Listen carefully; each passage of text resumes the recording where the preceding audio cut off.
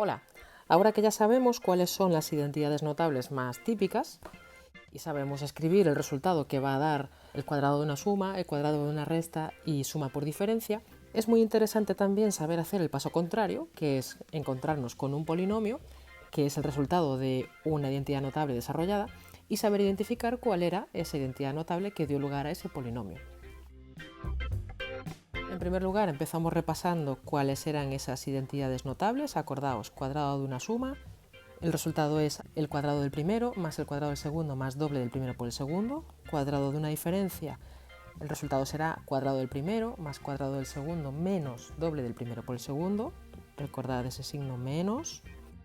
Y suma por diferencia, tenemos a más b por a menos b y el resultado era el cuadrado del primero menos el cuadrado del segundo. Acordaos también de ese signo menos. De acuerdo, yo me voy a encontrar con una expresión de estas desarrollada y tengo que saber identificar cuál de las tres identidades notables que acabamos de ver dio lugar a esa expresión. Entonces vamos a ver cómo son estas expresiones. La primera de ellas, el cuadrado de una suma, si os fijáis tiene tres términos y además están todos ellos con el mismo signo. En el segundo caso, el cuadrado de una diferencia da lugar a un polinomio con tres términos también, pero esta vez no todos tienen el mismo signo, sino que el que no está elevado al cuadrado tiene un signo contrario a los otros dos.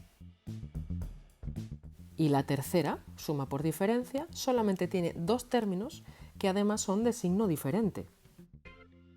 Por lo tanto, cuando tengamos que identificar la identidad notable, lo primero que vamos a fijarnos es cuántos términos tengo, porque si solamente tengo dos ya sé cuál va a ser, o cuál puede ser, mejor dicho, y si tengo tres, pues veré si es cuadrado de una suma o cuadrado de una diferencia. Vamos a ponerlo en práctica con estos ejemplos.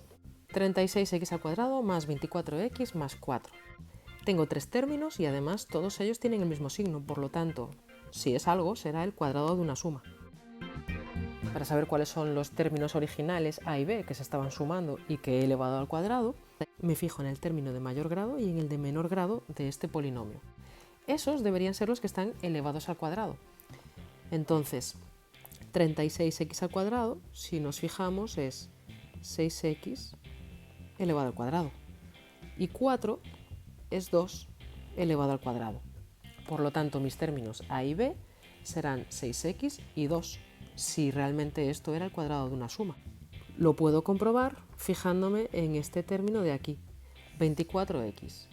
Este debería ser el doble del que yo creo que es el primero, es decir, de 6x, por el que yo creo que es el segundo, es decir, 2. 2 por 6x por 2 efectivamente nos da 24x, por lo tanto, realmente es el cuadrado de la suma 6x más 2. Segundo ejemplo, 9x a la cuarta menos 6x al cuadrado más 1. Tengo tres términos, no son todos del mismo signo, sino que hay uno que se está restando y además el que se está restando es el de grado intermedio. Por lo tanto, si es algo, será el cuadrado de una resta. ¿Cómo debería ser el cuadrado de una resta? Pues busco los términos 9x a la cuarta y más 1 y esos deberían ser monomios elevados al cuadrado. Pues 9x a la cuarta, efectivamente, si me fijo, es 3x al cuadrado y 1 es 1 al cuadrado. Así que yo diría que este monomio es 3x al cuadrado menos 1 al cuadrado. Esa yo creo que es la identidad notable. ¿Cómo lo puedo comprobar? Cogiéndome el término que me ha quedado aquí. Si esto fuera la identidad notable que yo creo, menos 6x al cuadrado debería ser el resultado de restar el doble del que yo creo que es el primero, que es 3x al cuadrado, por el que yo creo que es el segundo, que es 1. 2 por 3x al cuadrado por 1 da 6x al cuadrado, por tanto, efectivamente se trata de esa identidad notable. Tercer ejemplo, x a la octava menos 16. Ahora solo tengo dos términos, por lo tanto no pueden ser ni el cuadrado de una suma ni el cuadrado de una diferencia. Esos dos términos se están restando, así que puede ser suma por diferencia. Para que sea suma por diferencia, cada uno de estos términos debería ser algo elevado al cuadrado. X a la octava es x a la cuarta al cuadrado, 16 es 4 al cuadrado, Por lo tanto, x a la octava menos 16 será x a la cuarta más 4 por x a la cuarta menos 4.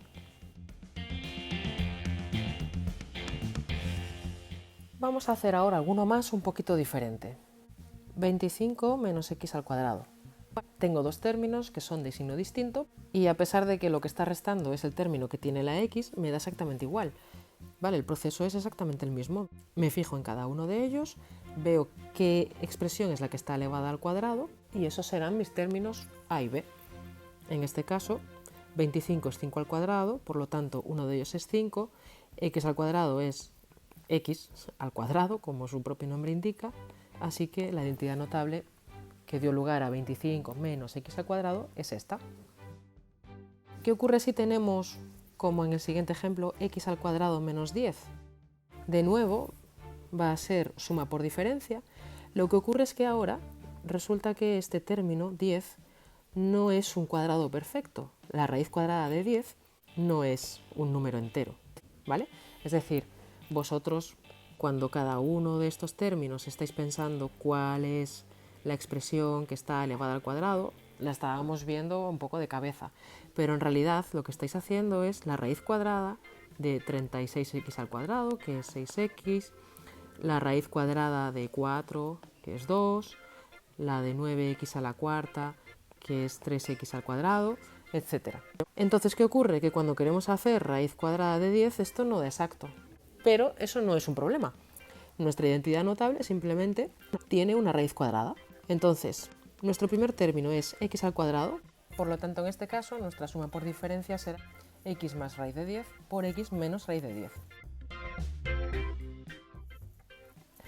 Y ahora el último ejemplo, fijaos, x al cuadrado más 9. Tengo dos términos, cada uno de ellos es algo elevado al cuadrado, no hay problema. Pero, sin embargo, para que sea una suma por diferencia, que sería la única identidad notable que podría ser, porque es la que tiene dos términos, resulta que no puede, porque suma por diferencia me da lugar a dos términos de signo distinto, y en cambio aquí los dos están sumándose. Por tanto, esto no es una identidad notable. Gracias por estar ahí y recordad que no es difícil, la clave es practicar.